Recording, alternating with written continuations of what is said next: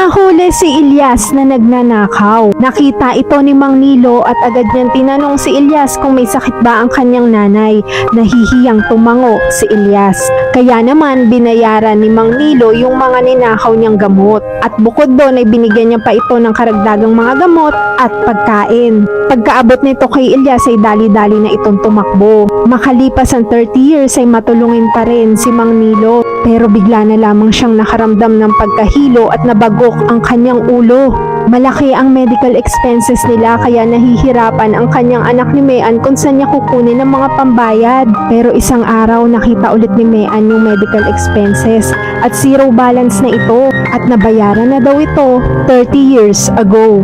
Binayaran na ito ng doktor ni Mang Nilo. Siya yung batang Ilyas noon na napilitang magnakaw dahil may sakit ang kanyang nanay. Siya ay magaling na doktor at doktor ni Mang Nilo.